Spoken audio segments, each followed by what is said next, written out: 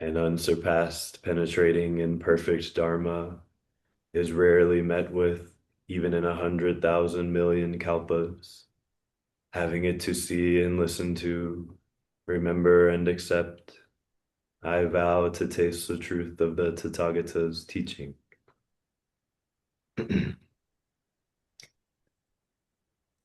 So our speaker today is our own Reverend Daiju Teijo, and Daiju Teijo means Great Tree Right Stillness. Daiju is her way name, and Teijo is her Dharma name. And Reverend Teijo is a disciple and Dharma heir of Reverend Dainin Katagiri.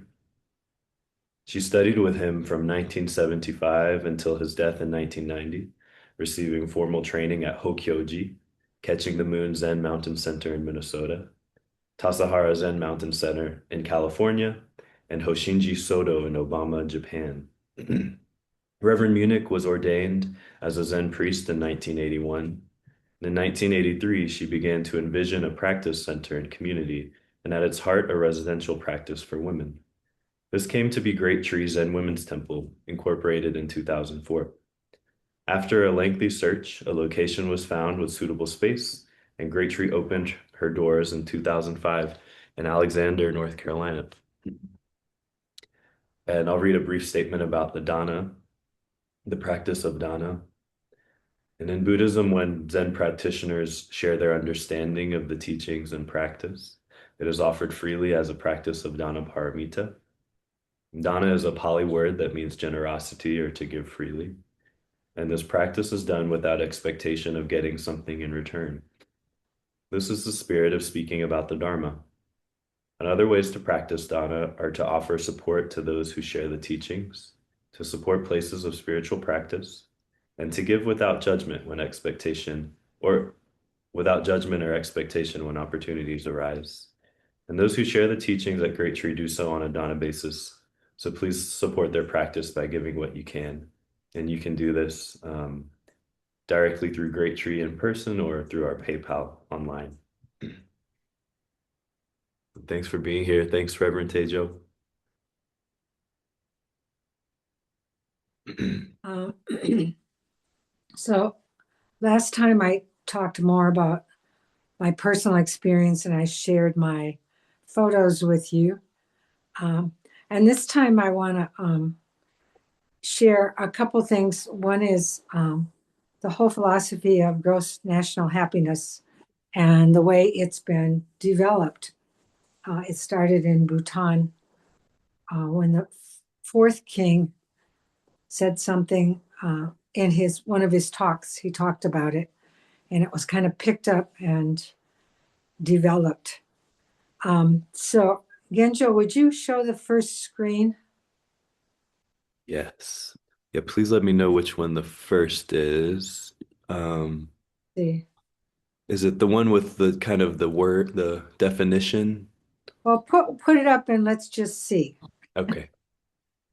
The other video that I'm going to share is one that was taken by a Ladakhi Lama who was traveling with us and was the attendant to the Rinpoche.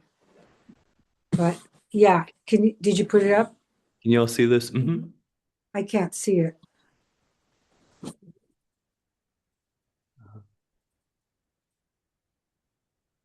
Is it up? It's up. Can other people on Zoom see it? Yes. Okay. Um, let's, Okay. Well, I was going to read it. Um, I'll let you read it. okay. Sorry, it says gross national happiness. Just The the first two sections. Go ahead. Okay. The phrase gross national happiness was first coined by the fourth king of Bhutan, King Jingme Singye Wangchuk, in the late 1970s when he stated, gross national happiness is more important than gross domestic product. The concept implies that sustainable development should take a holistic approach towards notions of progress and give equal importance to non-economic aspects of well-being and happiness. Since then, the idea of gross national happiness has influenced Bhutan's development policy, and also captured the imagination of others far beyond its borders. In creating the Gross National Happiness Index, Bhutan sought to create a measurement tool that would be useful for policymaking and create policy incentives for the government, NGOs, and businesses of Bhutan to increase societal well-being and happiness. So then open the next section and read that, because I think that's also very important. The structure of the GNH index, is Yeah. that one? Okay. Let's see here. Let's see. The framework contains 9 constituent domains of GNH. They are psychological well-being, health, time use and balance, education, cultural diversity and resilience, good governance, community vitality, ecological diversity and resilience, and living standards. The 9 domains include 33 GNH conditions expressed as indicators. The indicators and domains aim to emphasize different aspects of well-being and human flourishing and different ways of meeting underlying human needs. By assessing 9 domains and 33 indicators, the GNH Index provides a comprehensive and balanced assessment of Bhutan's progress as a nation. Concretely, the GNH Index measures whether or not each individual has attained sufficiency in each of the 33 GNH conditions. For the GNH Index, a person is classified as happy if she or he has sufficiency in at least 66% of the 33 weighted indicators or domains. The GNH Index combines the share of happy persons with the sufficiency achieved among the not yet happy people. It runs from 0 to 1, with values closer to 0 suggesting low GNH and 1 being a perfect score. The 9 domains are equally weighted because each domain is considered to be equal in terms of its intrinsic importance as a component of GNH. The 33 indicators are statistically reliable, normatively important, and are easily understood by large audiences. Within each domain, 2 to 4 indicators have been selected that seemed likely to remain informative across time, had high response rates, and were relatively uncorrelated. Within each domain, the objective indicators are given higher weights, while the subjective and self-reported indicators are assigned far lighter weights. The Center for Bhutan and GNH Studies constructed the GNH index using the Alkire-Foster method. The GNH index is calculated as 1 minus MP1, focusing on sufficiency rather than deprivation. By generating average sufficiency and applying a happiness cutoff of 66%, the measure determines the proportion of people classified as happy, with the remainder categorized into the not yet happy group. Finished. Okay. So then scroll down to that, the image, and see if you can make it bigger. Okay. Let's see. Scroll the other way. Yeah. Uh-huh. This. Oh, that. But there's a bigger one down below. Somehow it's showing up now. I think. Scroll down. There it goes. There we go. Yep. Yeah. Now, if you can make it bigger, you can kind of see the different categories: psychological well-being, health, time use, education, cultural diversity, and resilience. This I thought was particularly important. There's this thing down at the bottom of there called Dringlam Namtsa. I don't know how to pronounce that, but and that has to do with keeping cultural kind of what's the word? Sorry, I got my old mind here. Kind of ways of behaving, like cultural ways of behaving, including costume, the way they dress. And when you're in Bhutan, it's very noticeable that almost everyone is always wearing the traditional costume. They're kind of like dresses. I think you saw some in the pictures from um, last time when I talked. And then there's good governance, community, vitality, ecological diversity, living standards. It's just it's such an interesting thing to me. The whole, just a second, I'm trying to find you guys. The whole culture really is very much viewed in this way. I was talking to one of our guides on the, um, sorry, on the, one of our tour guides, um, down about this, and he was saying that they're very, they're very concerned. I forgot what I was going to say, but one of the things that he was telling me was how they don't develop their mountains, for example. They haven't developed a lot of paths, and part of it, of course, is has to do with the fact that they're a landlocked country, and so the Himalayas, if you don't develop them too much, it makes you safer. But it also has to do with, he said, with taking care of the environment and not destroying the environment. They're very environmentally conscious. And another thing and I think I mentioned this last time, is that um, animals just are free. They're not in fences. You see dogs laying all over the place, and cows walking down the road. You just wonder why they're not getting hit by cars. But somebody mentioned, but I haven't seen any roadkill. And it was really true. I didn't see any roadkill the whole time I was there. But I think some of that has to do with the fact that, first of all, the cows seem to know where they need to walk. Um, we only got, well, one time we made the wrong turn and ended up in a small village. And that was the only time where the cows didn't seem to realize that we were there. We had to kind of navigate around them. But and I said this to the guide. I said, wow, it seems like there's a lot of cows wandering around. And he said, oh, yes, we love our animals. We don't like to restrict them in any way.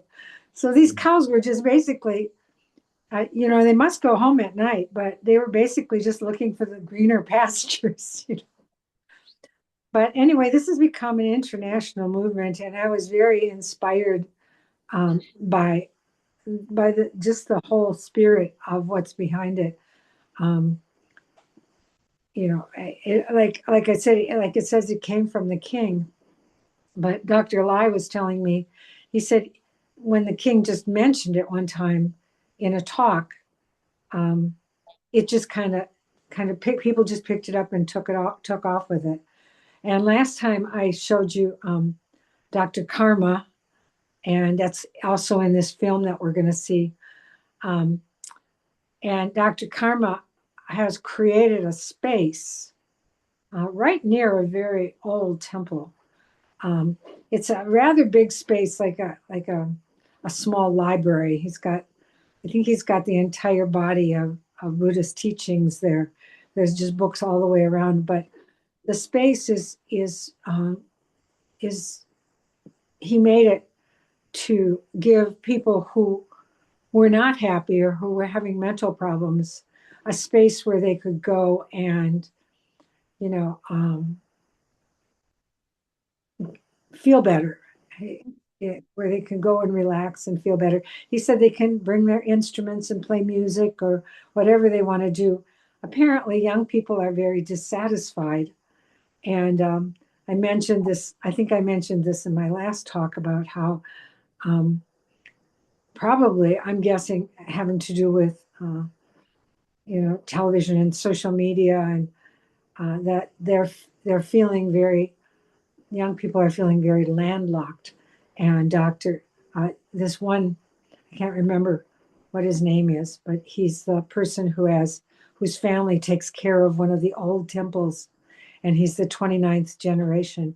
And he was talking to us, and he said that um, whereas old people older people look at the country as the kind of the center of the holy of the spiritual world, because they're surrounded not only by the Himalayas, but on India is on one side, and Nepal is on one side, and Tibet is on one side, and China is on one side. And so they're surrounded by all these very spiritual places. And so they feel that's the way the old people talk about it. But the young people just say, oh, we live in this landlocked place and it's difficult to get out. And I was talking to one young woman who was teaching English at one of the monasteries with the young boys. And she said they could only leave Bhutan 3 times in one year. And they had to get special permission from the government. They had to apply for permission to leave. And they, of course, had to have money, which is a big deal because there aren't very many jobs available. I think most people just have to figure out how to live off the land. Anyway, let's look at the video. This is a video that was taken by this Lama, this Ladakhi person who lives at the monastery with the Rinpoche that was traveling with us. You'll see this 55-year-old Rinpoche. He was a pretty modern guy. He took a lot of pictures with his iPhone and was, pretty savvy about a lot of things. But he is the regent, which means he's going to be the next His Holiness in their lineage. His Holiness was on retreat, and so we weren't able to meet him. And this regent agreed to travel with us. Very, very, very nice guy. And so you'll see him in a lot of the videos. He's kind of leading things. Do you want to put it on? Yes. Please let me know with a thumbs up if you can see and hear it. Today, where are we going today? We're going to Secondness. And what time right now? Right now, about 6. About 6. Yes. Okay, and what time we are leaving to Secondness? 7, we have to leave. 7. Okay. We are 34 people going to Secondness. Only 34, right? Yeah. Are you ready? To where? Batam. Good. Let's go for it.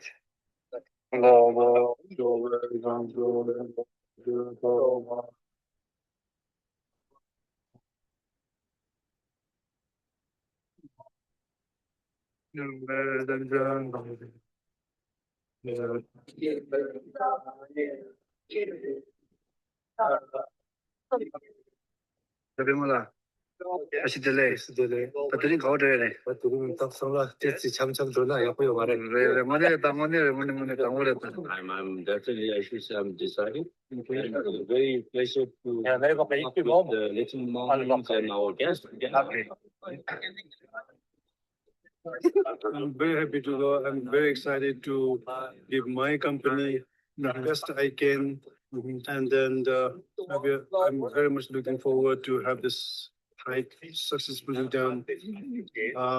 Hopefully, this is not going to take a whole day. And normally we say this is like 2 hours. And then 2.5 hours up and then 2 hours down. So anyway, whenever we do this trek, normally we organize, we arrange this hike for whole day trip. So one should not worry about, even if some of us are a bit slower, we should not worry about. Genjo, I don't think you started this at the beginning. The important thing is to do it with your own pace. I did. You did? Uh-huh. Huh. Yeah. It's the 12-minute video, is that right? No, it's a 20-minute video. The 20-minute. Okay. Do you want me to send you the link again? Could you please? I'll put it in the chat. Just a minute. Thank you.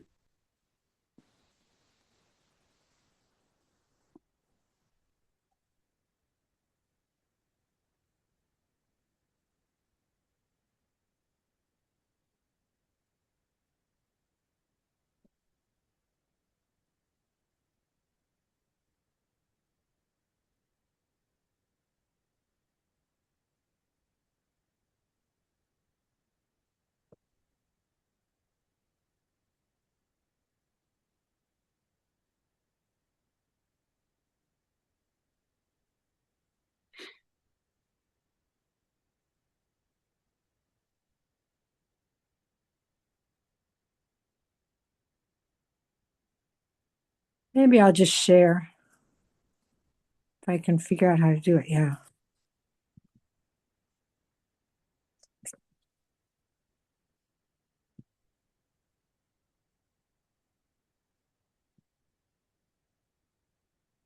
Hmm. Sorry, I'm having trouble here. I'm having trouble finding the chat. Oh, Oh, here it is. Okay. Okay. I couldn't manage the screen share, so I'll just paste it in. okay. Did you get it? Yes. Okay. Thank you. Sorry about that. This looks like it's the same video. Today, where are we going today? We're going to Chaganist. What time right now? Right now, Maybe it's this one. finishing off. It starts with like, Is this the one? I think so. Okay.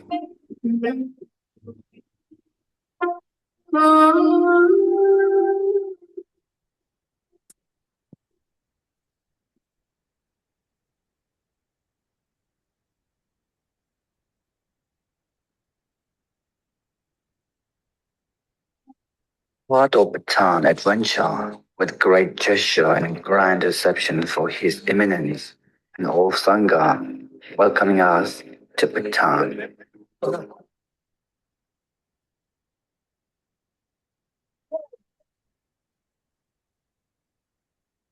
Samguk Chuling Monastery is the first place that we visited as soon as we arrived in Bhutan.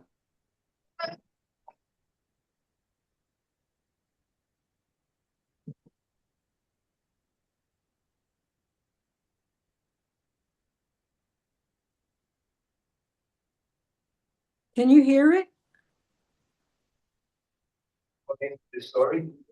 She took the milk of thousands of cows that was given to 1,000 cows, and then the milk from the 1,000 cows was given to 100 cows. The milk from those 100 cows was fed to 10 cows. The milk from the 10 cows was fed to the one cow. Then the milk of that cow, she took that milk to make this rice with milk with butter. And then she offered it to Buddha Shakyamuni. Then Buddha Shakyamuni ate this and gained strength, and then attained Buddha.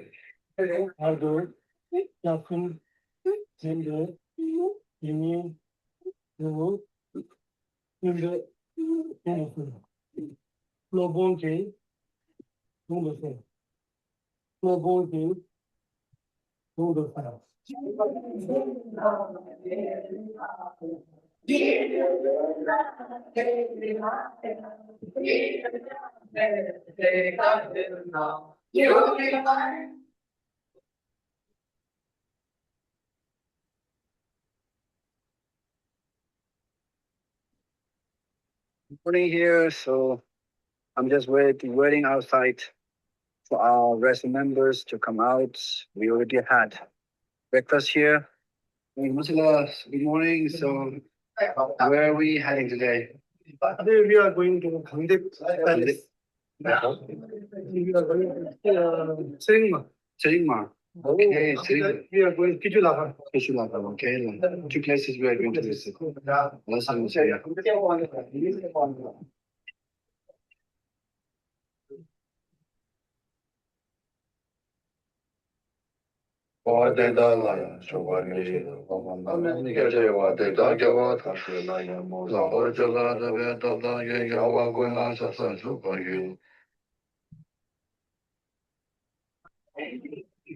Is there drop straight and upward, all will conquer, solve the Please there,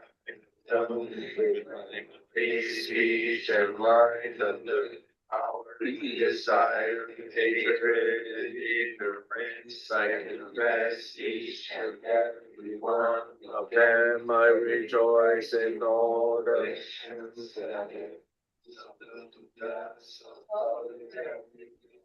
Still here, the same with me.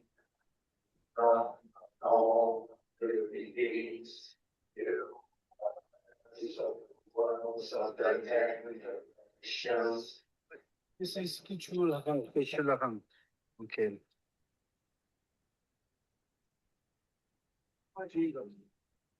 The original, of course, not all of this, but the original temple was built in the 7th century by King Songtsen Gampo. Then later, in the 8th century, when Guru Rinpoche came, he was also here. Then in the 12th century, Jiden Sungban's one of Jiden Sungban's Kyoba Jiden Sungban's students, this Lo Gyawala Nangpa, he brought the Dharma here. To the old records, his students also took care of this place and further developed this place. And a few centuries later, this one Drukpa Kagyu Lama from Tam, from Eastern Tibet, Pajo Shikpo, he came here. Then from that point, it was Drukpa Kagyu. And then later, Shabdrung Rinpoche also and the founder of the Bhutan state. At the Paro Old City here with Rinpoches and Chris. With us, here's Chris, and here's Tsering Duma, and here's Jody with the Rinpoches and other rest of members who are waiting there. Later, we are going to go in a bus. That is, the bus is waiting for us. So we're going to hang around for a few minutes more. Then we're going to visit another monastery, which will be Chunzen Koshe Rinpoche Monastery.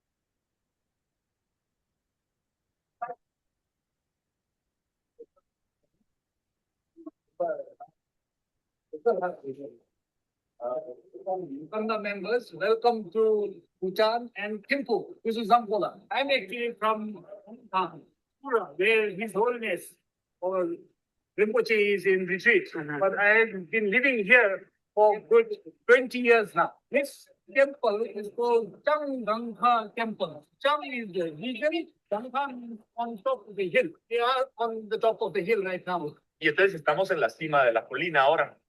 So I am going to India, even if death comes to my life, I am going. All the Sanghas are waiting here before we sit in the Dharma Name. At the same time, I'm also feeling blessed to be able to join this group in the presence of His Eminence Chizo Rinpoche. This is have you ever heard before? Have you ever visited this before? No. This is your first time? Yes, my first time. And how are you feeling now? It's very good. Very good feeling. That's good. Of course, as well. Yes, I hate this weather actually. Even I do, but no option, man. We have to adjust. Yes, that's fine. Thank you. Going to make a vlog? Yeah. What? It's going to be on my YouTube. Oh. We're going to Tala Temple, my temple.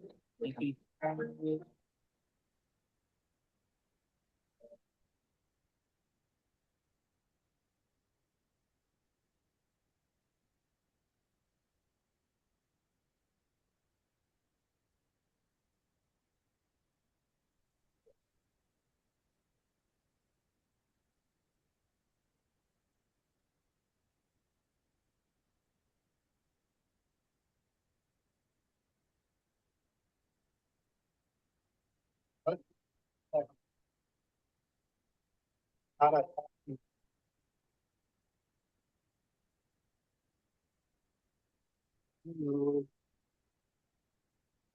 we just recite the 21 praise of Tara inside the temple of Tara, in which the taking photos and clicking video is strictly prohibited.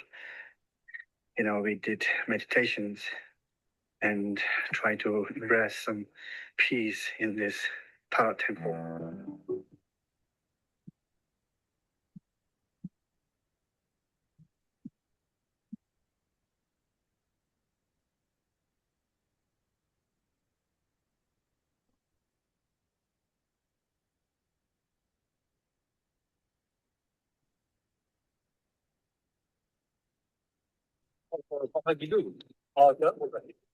Just now, behind me is a Darjula Post, and this is actually the highest from the sea level is 10,500 feet high, and we are just offered cleansing offering that is led by Chitta Rinpoche and Durlap Rinpoche with all Sangha.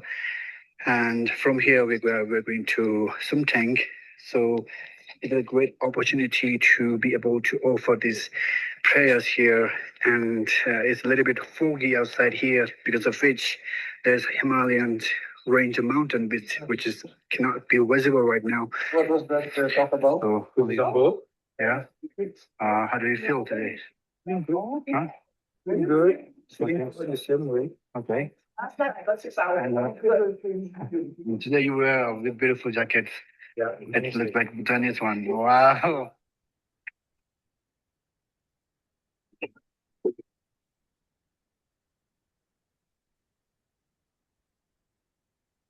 Hey. Yes. What? Oh, mama. Oh, God, that's so hard. Oh,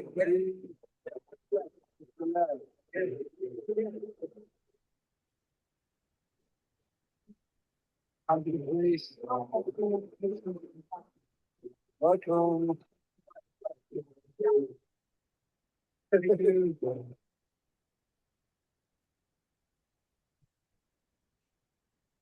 Particular thing is the ancestral zone of the current royal family. Y este son en particular es el son que ancestralmente era el que administraba la dinastía que actualmente tiene el rey. And this is the Wangchuk dynasty. Es decir, la dinastía Wangchuk. A recent dynasty, only 5 kings so far. Es una dinastía reciente, estamos en el número 5. So the first king was what they call the Kunlup of this zone and this area. Kunlup is like, you could say, governor. Y el primer rey, antes de ser rey, era el Tonlop de esta área. Tonlop es como gobernador. Entonces residía en este zone y gobernaba esta área.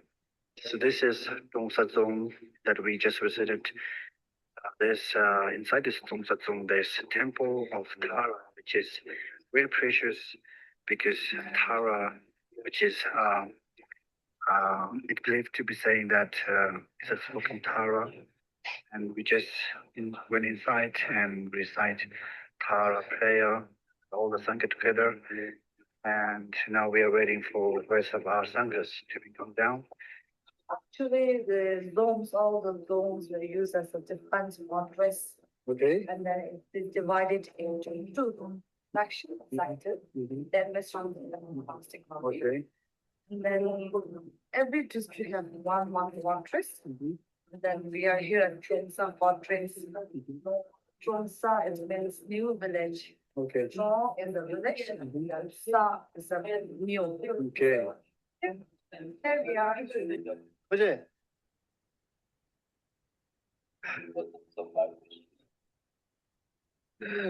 Hi.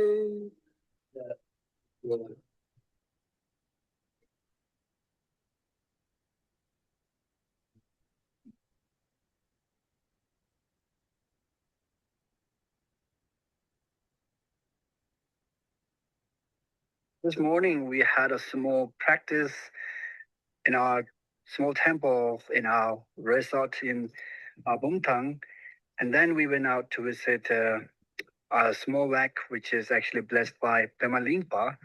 It was amazing, and we had offered the song practice. In Bhutan, we are going to stay 3 nights.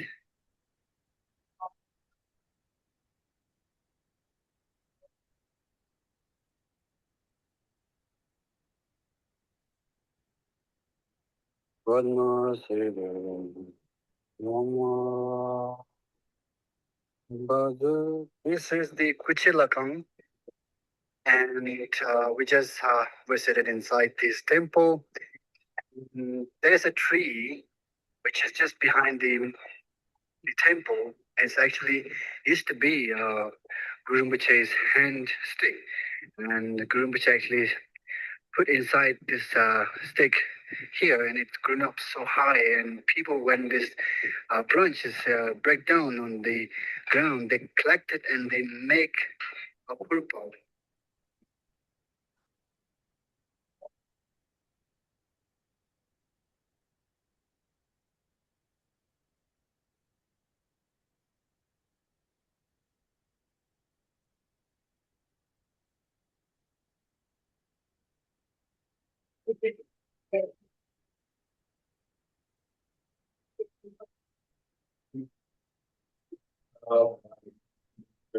Your blessings to realize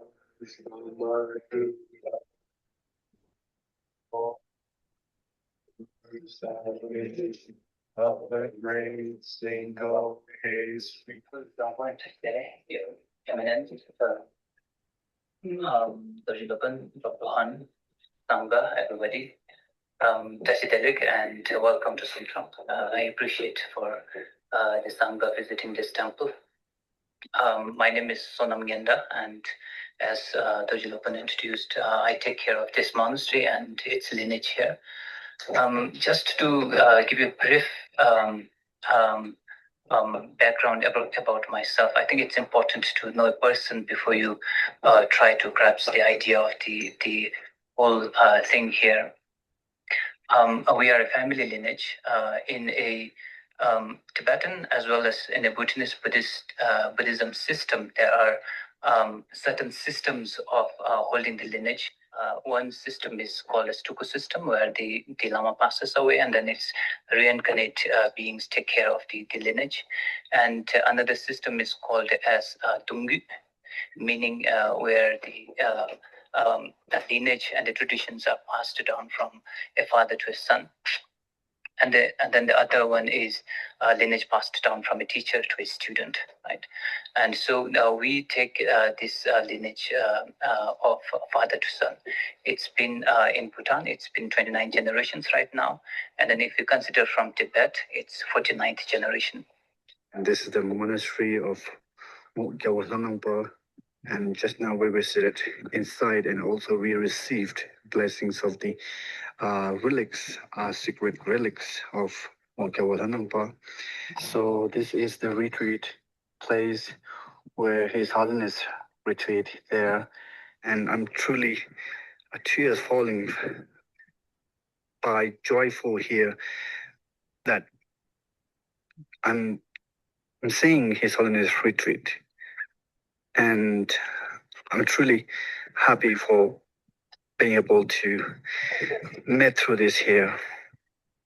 And I pray through the merits of His Holiness and the retreat, benefit all the sentient beings, bring peace in the world, and His Holiness' health will be abundant and succeed His retreat and long life, His Holiness.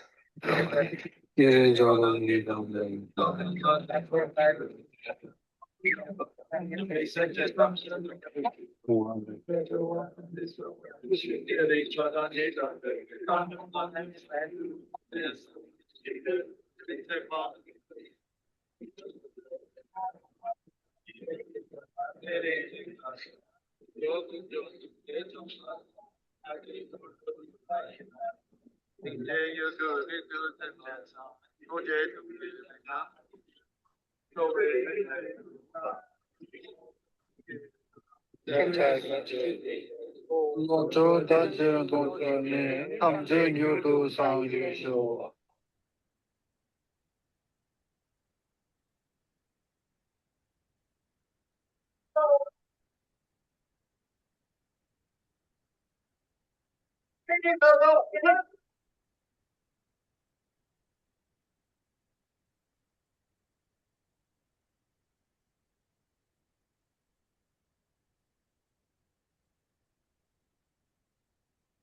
The nuns who are here, we have around just 11 nuns right now. So they are trained as trainers. We give TOT. So so that they can give back to the society.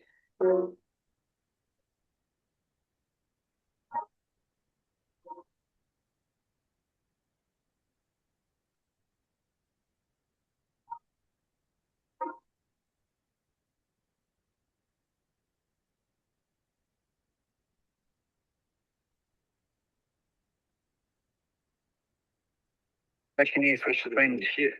This is the second one here. Rather than here. This friend just happened after 1.5 months. Formation in another way.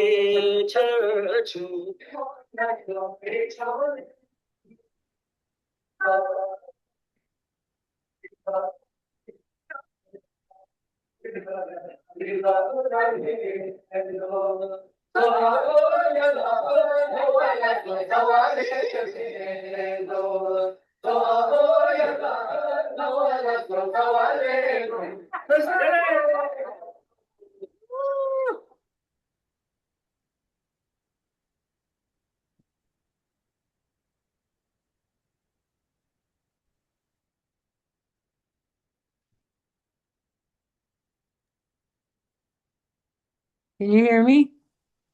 Yes. Somehow I've lost. There you go. So that was pretty choppy on my end. I hope it wasn't too choppy on your end, but let's see what time it is. Oh, I can't see what time it is. 10:52. 10:52. Yeah, does anybody have any questions about any of that? Why are you laughing, Susan? Oh, it's all so wonderful, but quite inscrutable. I certainly don't understand much of it, but they do seem very happy. Well, one of the things that I noticed is that, I videotaped all of the dances completely on my phone, and I took down the names and the descriptions, and they all have a kind of a spiritual base, which I thought was kind of interesting. In fact, one of them, they didn't show it in this video, but I think I showed it last week. They had masks, and it was about the four immeasurables. That's the whole dance was about it. But even the one with the yak, it was like to honor the yak and to create longevity for the yak, and they all had some kind of a base like that. Yeah. I figured they all had deep meaning. Yeah, and even I noticed, and I think I mentioned this the last time I talked too, how the guides really they were very participating in a lot of the things that we did. When we went to certain places where you can only go when you're on a pilgrimage. Some of them said, "Oh, this was their first time for being there," and they were so happy to have that opportunity. And so it was very interesting to see how, to see that sort of devotional attitude. Yeah.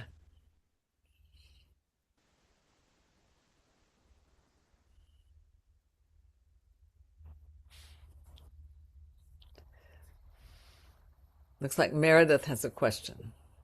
Do you have a question, Meredith?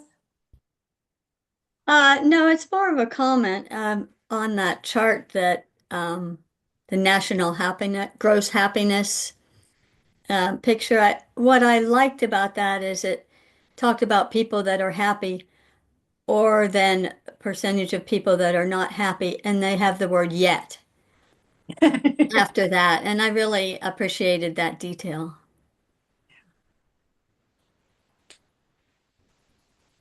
Yeah, based on what Dr. Karma was saying, he gave a long talk giving the history of Bhutan and everything, but I really felt like there were a lot of people that were making a big effort to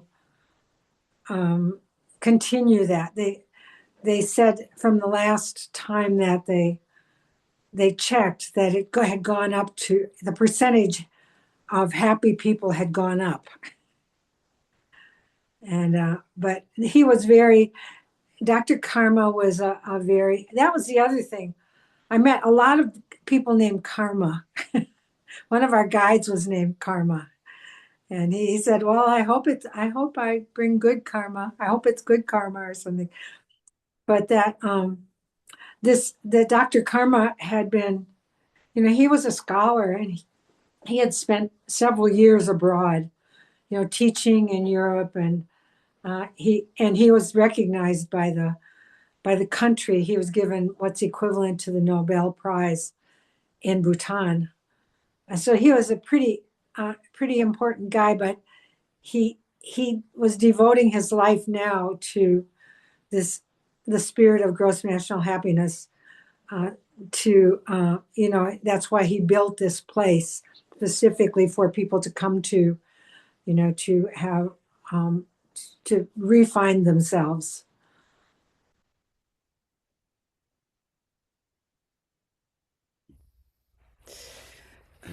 So this is probably an impossible question, but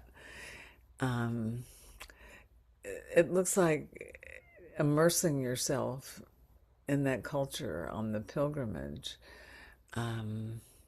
would have, well, I guess the question is, what's the primary takeaway? What do you bring back from all of this?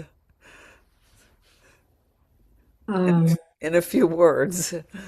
In a few words. Well,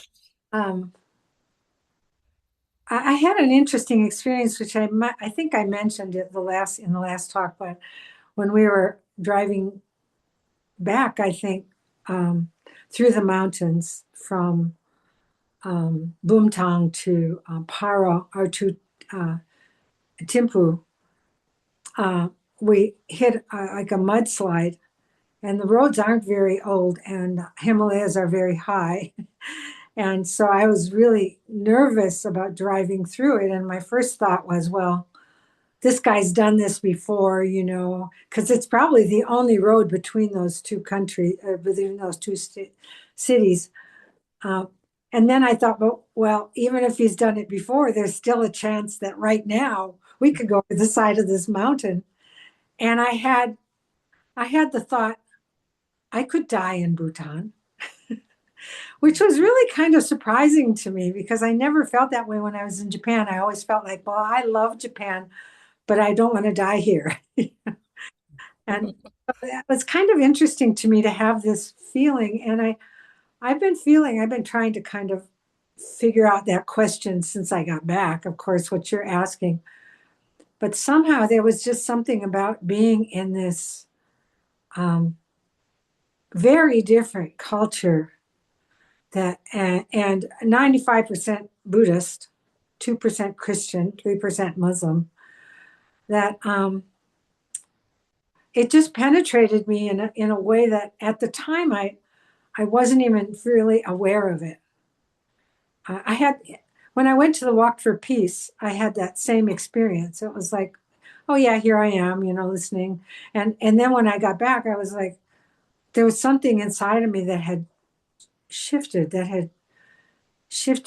to a kind of a more no nonsense kind of place. I'm not as interested in bullshit. I don't know how to explain it. I've been trying to figure it out myself, but as you say, it's kind of a hard thing to put into words, or even understand. But I really tried to prepare myself, not just physically, but mentally. And I just felt like I just absorbed so much of something that, it was the same thing in Japan. There's a sort of a spirit of the practice that that is in people's consciousness, and that kind of spirit it's hard to find in the United States. And so of course it affects you very deeply. And being in these old temples that, you have to climb to them. You saw some of those steps, and some of them were more like ladders. Yeah. And you had to really back down them. And these very old places where, they don't let a lot of people just dribble in. That you have to be on a pilgrimage, or you have to have special permission, and just being in there, and they poured this water into our hands from these pitchers, these old pitchers, and you're supposed to drink it. You put your hands out, and then, oops, you can't see me, can you? Sorry. Sorry, I don't know how to make myself visible. Anyway, and the water tasted very musty, and it tasted old. Here we go. And I don't know how to explain it, but I remember thinking, oh, why do people drink this? But in retrospect, I sort of, and one of the things that really struck me, and I don't know if I mentioned this last time, but the amount of Tara statues and Tara shrines. I don't know if you could understand his sort of Indian accent when he was talking about we couldn't take pictures in this Tara temple, and oh, I just wanted to take pictures so much because these Tara statues were so beautiful and so I don't know, inspiring just to look at. And this was a temple that was built by the queen. The other thing that I don't know if I mentioned this last time or not, the king is actually the head of the spiritual. He's the spiritual head. So he's called the Dharma King, or the Dragon King. It's the land of the dragons.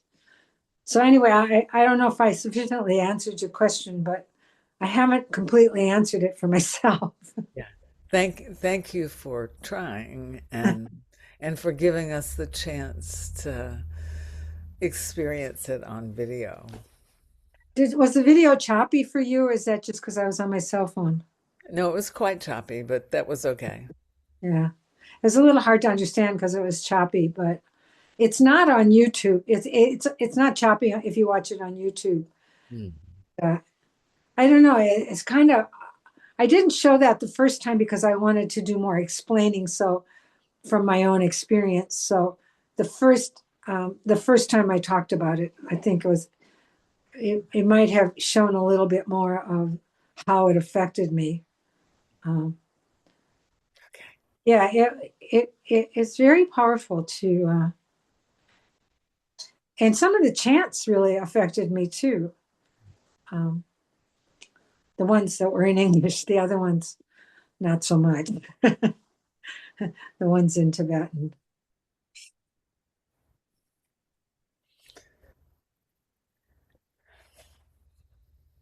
Anything else? Any other comments or?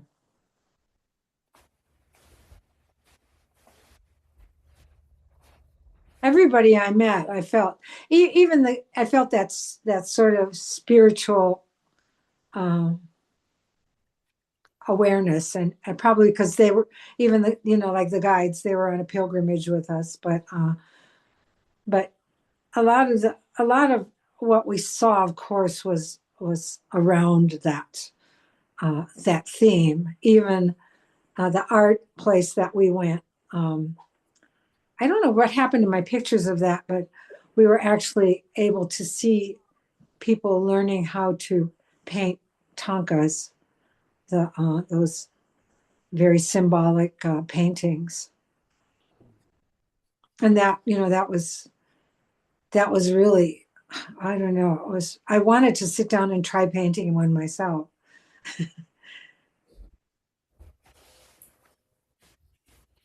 I think we're probably over time, so we should start. Thank you. Thank you.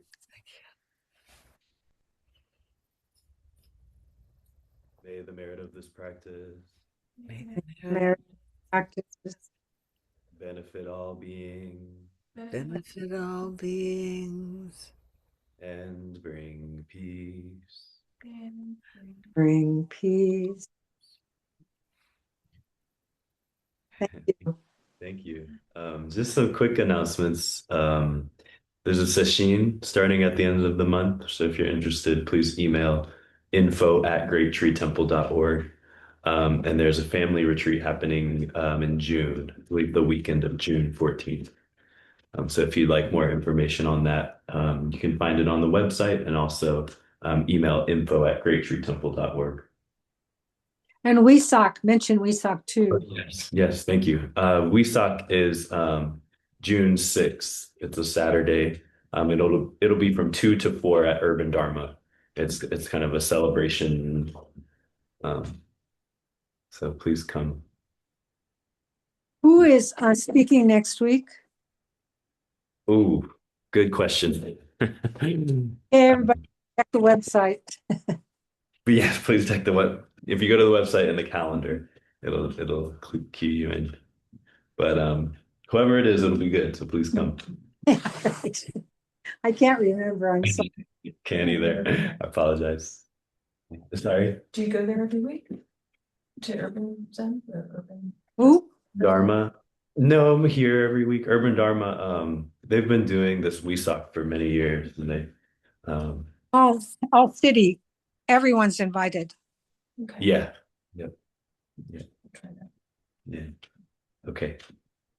Thank you. Thanks, everyone. Thank you, everyone.